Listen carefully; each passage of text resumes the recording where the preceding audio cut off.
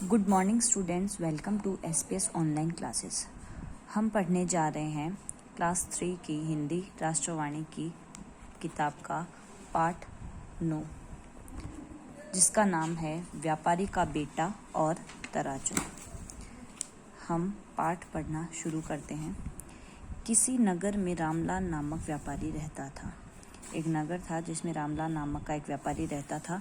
यहाँ तो व्यापार में मैंने अपना सब कुछ गंवा दिया, किसी और नगर में जाकर भाग्य आजमाऊं। यह रामलाल सोच रहा था, क्योंकि उसने वो जहाँ रहता था वहाँ पर उसने अपने व्यापार में सब कुछ गंवा दिया और वह दूसरे शहर में जाकर कमाना चाहता था। जाने से पहले वह अपने एक व्यापारी मित्र के पास गया। दूसरे नगर जाने से पहले वह अपने एक व्यापारी मित्र के पास गया।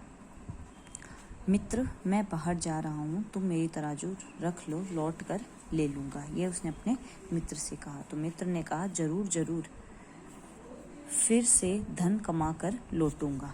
ये रामलाल ने कहा अपने उस व्यापारी मित्र को। अब रामलाल यात्रा पर चल दिया। कुछ महीनों के बाद रामलाल लौटा और अपने व्यापारी मित्र के पास पहुंचा। कुछ महीनों के बाद रामलाल लौटा और अपने व्यापारी मित्र के पास पहुंचा, अपने उसी वापस नगर में। तो उसने रामलाल ने व्यापारी मित्र को कहा, मित्र, मेरी तराजू मुझे वापस दे दो। तो उसके मित्र ने क्या कहा कि तराजू तो चूहे खा गए मित्र। अब रामलाल समझ गया कि मित्र के मन में बेईमानी आ गई है, इसलिए वह झूठ बोल रहा है, लेकिन वह कर ही क्या सकता था। अचानक उसे एक बात सूझी। चूहे खा गए तो इसमें तुम्हारा क्या दोष? अच्छा, मैं स्नान कर रहा हूँ, मेरा सामान उठाने में मदद करने के लिए अपने पुत्र को मेरे साथ भेज सकते हो?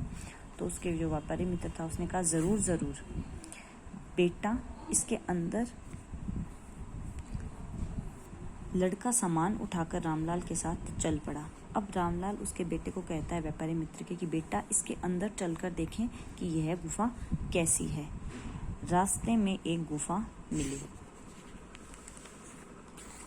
अंदर जाकर रामलाल ने लड़के को तो वहीं छोड़ा और खुद झटपट बाहर निकल आया और एक बड़ा सा पत्थर गुफा के द्वार पर लगा दिया। अब रामलाल ने क्या किया, गुफा के अंदर उस व्यापारी मित्र के बेटे को डाल दिया और खुद बाहर आ गया। अब यह लड़का बाहर नहीं निकल सकता, ऐसा रामलाल ने कहा। रामलाल वापस अपने मित्र के पास आया। अब उसका व्यापारी मित्र कहता है कि अकेले कैसे आए, मेरा पुत्र कहाँ है? तो रामलाल ने कहा, मुझे खेद है मित्र, उसे चिड़िया उठा ले गई। रामलाल ने ऐसा कहा कि मुझे दुख है कि तुम्हारे पुत्र को चिड़िया उठा ले गई। अब व्यापारी मित्र और वो रामलाल दोनों मुखिया के पास पहुंचे। अंत में वे दोनों मुखिया जी के पास पहुंचे। श्रीमान जी, इस आदमी ने मेरे बेटे को चुरा लिया है, मुझे न्याय मिलना चाहिए। व्यापारी मित्र ने कहा मुखिया जी को।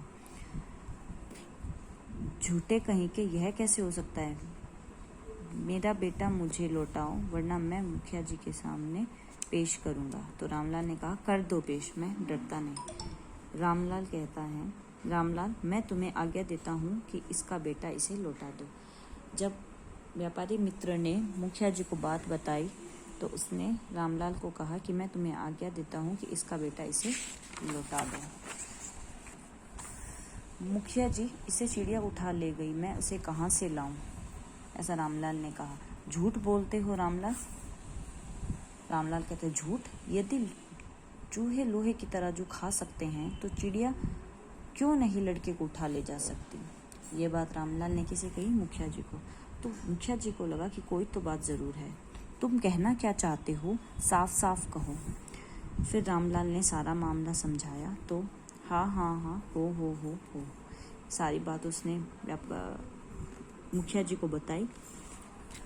तुम सुनते हो, तुम तराजू लौटा दो तो रामलाल तुम्हारा पुत्र तुम्हें वापस कर देगा। यह मुखिया जी ने कहा था व्यापारी मित्र को कि तुम इसे तराजू लौटा दो तो ये तुम्हारा पुत्र तुम्हें वापस लौटा देगा। तो बच्चों, इस पाठ से हमें यही शिक्षा मिलती है कि हमें कभी भी बेईमानी नहीं करनी चाहिए और यह पाठ हमें यह भी सिखाता है कि हमें बेईमानी का जवाब, अगर कोई बेईमानी हमारे साथ करे तो हमें उस बेईमानी का जवाब सूझबूझ के साथ करना चाहिए। सो बच्चों, मिलते हैं हमारे नेक्स्ट क्लास में। तब तक के लिए थैंक यू सो मच।